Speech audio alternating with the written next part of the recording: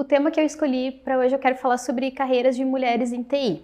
Então, fazendo uma breve apresentação assim sobre mim, né, que eu falei para vocês que eu trabalho na área técnica, eu estou na metade da graduação em análise e desenvolvimento de sistemas, mas eu sou uma pessoa que eu passei por transição de carreira, né, eu sou graduada em outra área totalmente diferente, as minhas experiências profissionais vêm da área administrativa.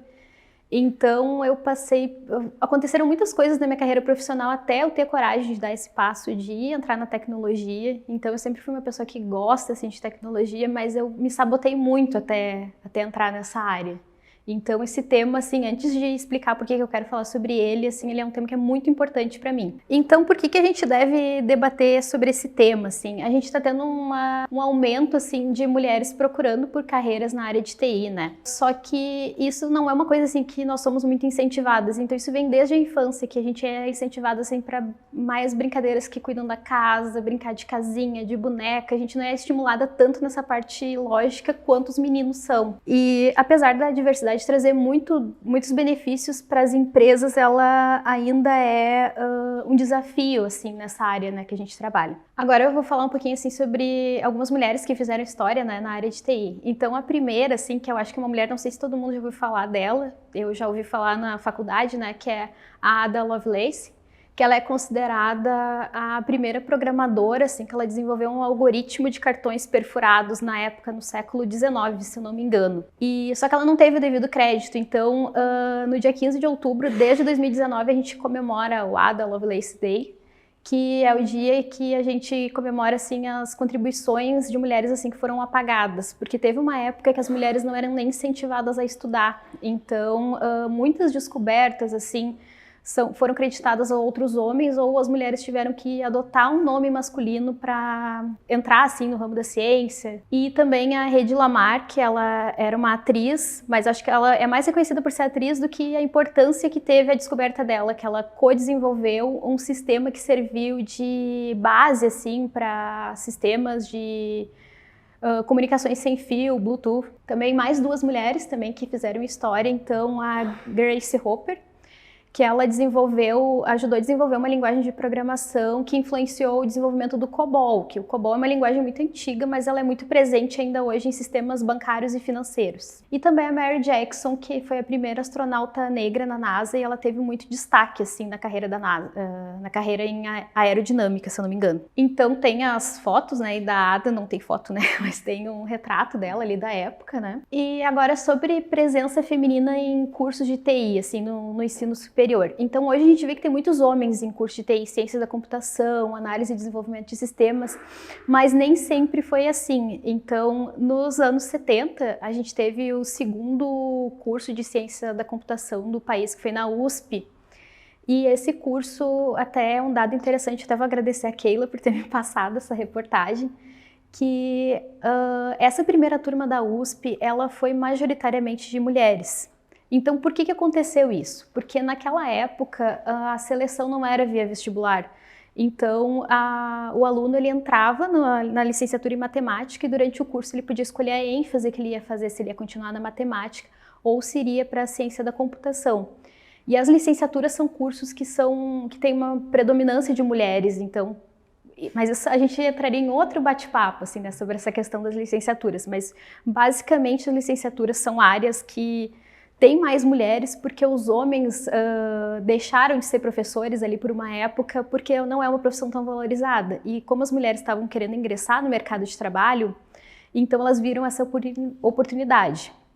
Então, essa turma se formou, teve até meados dos anos 80, mais ou menos, teve mais mulheres porque o ingresso era via licenciatura de matemática.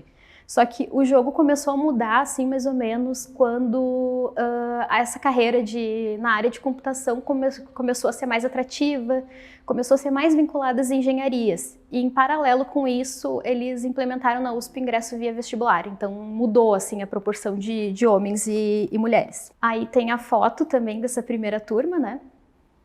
E falando assim sobre presença feminina em cursos de TI atualmente, né? Então hoje teve uma pesquisa que foi do Mapa do Ensino Superior, que ele mapeou assim que menos de 20% das matrículas nos cursos de graduação em TI são de mulheres.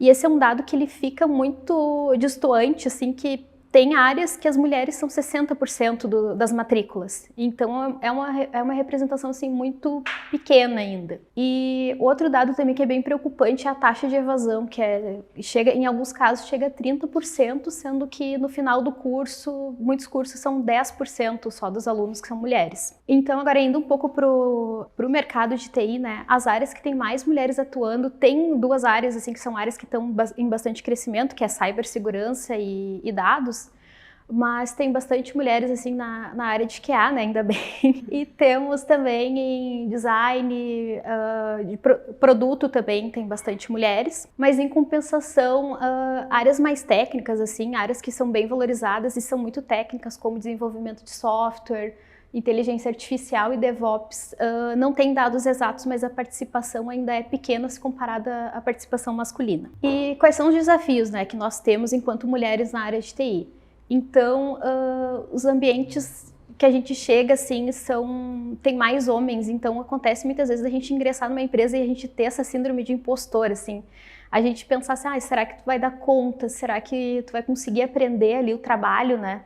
Mas isso é muito, acho que é um mito que a gente passa, assim, acho que a gente tem muito, eu passei por isso, eu tive essa síndrome de impostor ali por muito, muito tempo, né? Os ambientes, assim, acadêmicos, eles são mais hostis. Agora, sei que tem muitas pessoas fazendo faculdade EAD, né, mas acaba se formando, assim, um pouco de panelinhas, as mulheres se sentem mais excluídas, assim.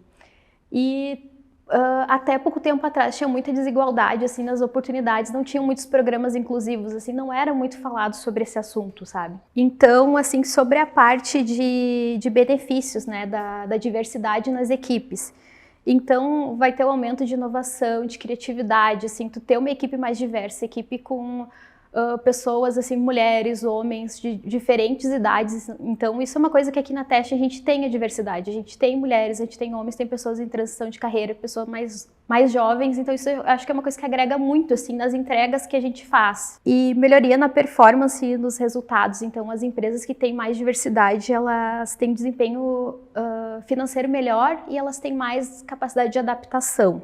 Ambientes mais colaborativos e inclusivos, então as pessoas se sentem mais incluídas, assim, mais acolhidas nessas empresas, o que acaba gerando maior atração, maior retenção de talentos, assim. A gente quer estar numa empresa que a gente sente que valoriza a participação feminina, né? Então, sobre como a gente pode ajudar, assim, para incluir mais mulheres no mercado de TI. Então, acho que o que a gente está fazendo hoje já é uma grande ação, assim, para isso. A gente está debatendo o assunto, assim, vocês disponibilizaram esse tempo agora para a gente discutir sobre isso.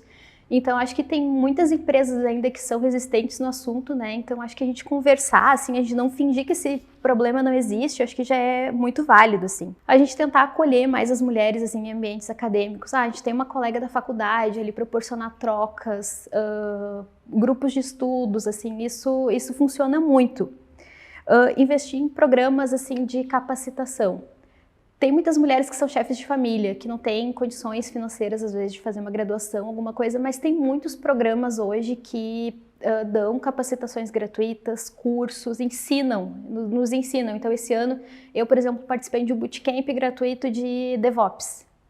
Então, tem cursos de Python para as mulheres, tem cursos de front-end, tem de diversas tecnologias, assim. A gente promover a representatividade, assim, modelos de referência, a gente se inspirar em outras mulheres que são líderes também. Aqui na Teste a gente tem a Lilian, a gente tem a Keila, a gente tem a Joana, então são pessoas, assim, que a gente pode se inspirar, assim, que estão nessa área para nos inspirar na nossa trajetória profissional. E a gente desmistificar as áreas técnicas, assim, a gente não achar que, por exemplo, a infraestrutura, DevOps são áreas que só homens vão dominar, a gente não ter esse preconceito, assim. Aqui, por exemplo, eu tive acesso a treinamento sobre DevOps, então é uma área que eu me interesso. E não é aquela coisa assim, é uma área mais difícil, mas se tu quer atuar, não tem aquela área que é só para homem que vai poder trabalhar, ou só mulheres. Então, são áreas que não tem gênero. E a gente incentivar as outras mulheres, assim, a combater a síndrome de impostora, a gente tá caminhando juntas mesmo, ter essa troca de conhecimento, se apoiar, né? Até pra gente quebrar esse estigma que as pessoas têm que as mulheres são rivais, que eu acho que isso é uma coisa que nos prejudica muito no mercado de trabalho. Então, eu coloquei alguns programas, assim, de inclusão que são, assim, são mais organizados ali. Tem páginas no LinkedIn, que é o Homemakers Code, que eles deram alguns cursos de GitHub, deram vouchers para certificação para as alunas, programaria, reprograma. Eles estão sempre com cursos abertos, assim.